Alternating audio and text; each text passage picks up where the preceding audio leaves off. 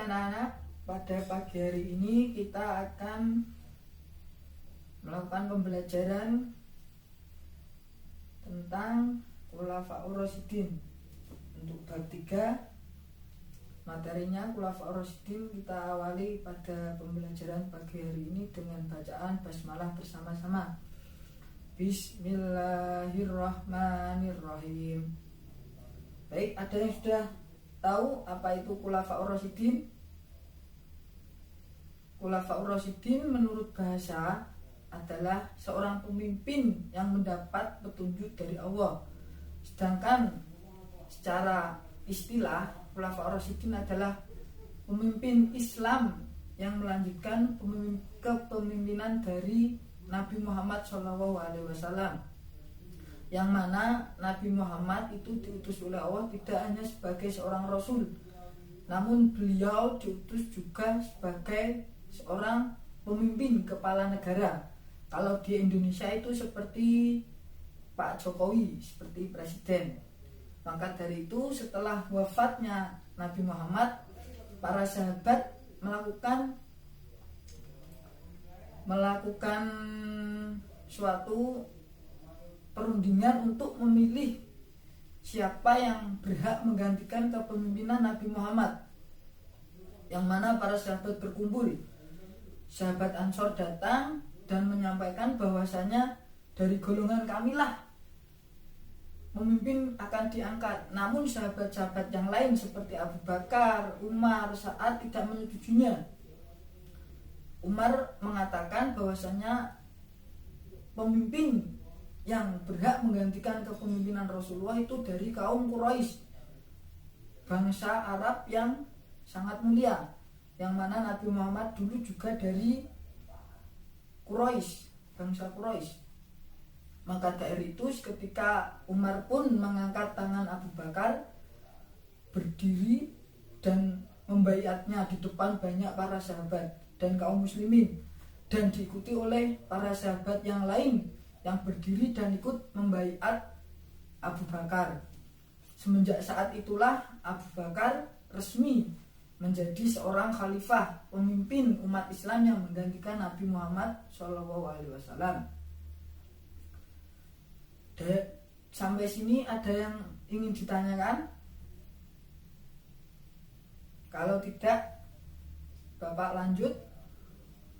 Pada awal kepemimpinan Abu Bakar, karena Islam masih sangat labil, maka tugas Abu Bakar sangat berat. Adapun masalah-masalah yang dihadapi Abu Bakar pada masa awal kepemimpinannya, yaitu seperti orang yang murtad, munculnya nabi-nabi palsu. Karena sepeninggal Rasulullah banyak orang-orang yang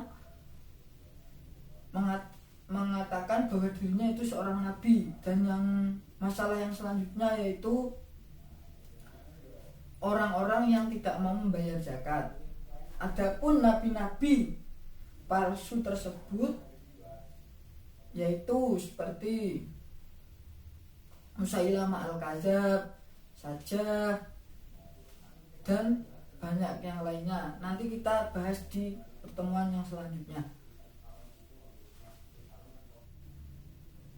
Abu Bakar As-Siddiq memimpin menjadi khalifah yaitu dari tahun 11 Hijriah hingga 13 Hijriah. Dalam masa kepemimpinannya, Abu Bakar pada awal-awalnya berfokus untuk memerangi kaum-kaum murtad dan para nabi-nabi palsu. Dalam hal itu terjadilah perang yang dinamakan Perang Yamamah, yang mana kaum muslimin dalam bawah komando Abu Bakar dipanglimai perang oleh Khalid bin Walid. Abu Bakar pada saat itu menunjuk Khalid sebagai panglima perang dan melawan kaum musyrikin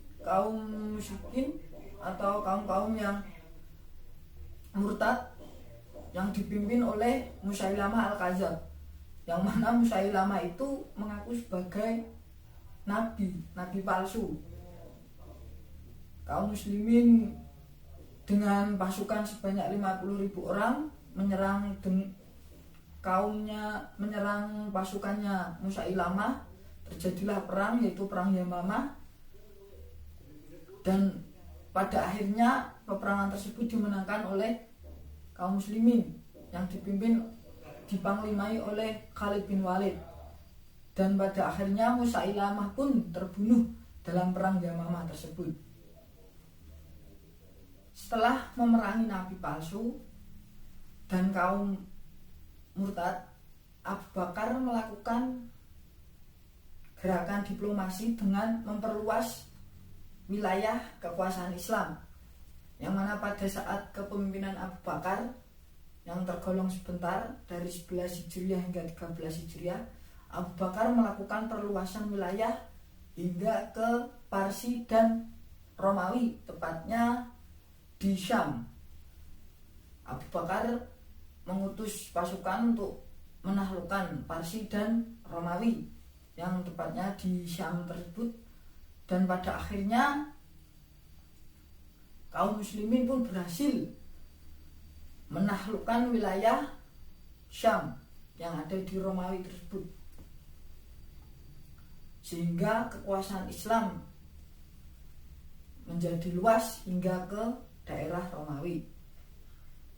Hal tersebut merupakan salah satu usaha diplomasi dari Abu Bakar untuk memperluas lagi wilayah kekuasaan Islam. Setelah melakukan perluasan wilayah, Abu Bakar dalam hal perekonomian, pada masa itu Islam perekonomiannya belum stabil, dan Abu Bakar pun berusaha memperbaiki perekonomian dengan memanggil Umar untuk berdiskusi, bahwasanya Umar diutus oleh Abu Bakar untuk memerangi orang-orang yang enggan membayar zakat. Karena hal tersebutlah salah satu faktor yang menyebabkan keuangan Islam pada masa itu tidak stabil. Dan pada akhirnya pun Umar menyetujui bahwasanya ia akan memerangi orang-orang yang enggan membayar zakat. Dan Abu Bakar pun memperbaiki sistem-sistem keuangan dalam pemerintahan, yang mana hal tersebut merupakan langkah usaha dari Abu Bakar untuk menyetabilkan lagi keuangan dalam Islam. Abu Bakar tidak terlalu berfokus kepada perekonomian karena masa jabatan Abu Bakar yang sebentar itu beliau lebih berfokus kepada ekspansi luar negeri, seperti perluasan wilayah, mengadakan hubungan antar negara untuk lebih menguatkan lagi Islam di mancanegara agar dikenal lagi oleh banyak-banyak orang, sehingga Islam semakin besar dan Islam semakin berkembang.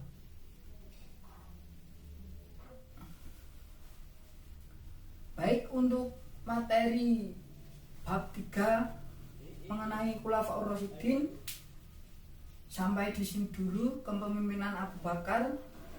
Untuk materi selanjutnya yaitu kepemimpinan pada masa Umar bin Khattab. Kalau ada yang mau bertanya, dipersilakan untuk anak-anak yang belum paham. Kalau tidak, kita cukupkan pembelajaran pada pagi hari ini dengan doa kafaratul majlis bersama-sama. Bismillahirrahmanirrahim. Subhanakallahumma wa bihamdika asyhadu an la ilaha illa anta astaghfiruka wa atubu ilaik. Amin. Untuk tugasnya nanti anak-anak di rumah mempelajari sendiri tentang kepemimpinan Khalifah Umar di buku LKS masing-masing. Terima kasih. Wassalamualaikum warahmatullahi wabarakatuh.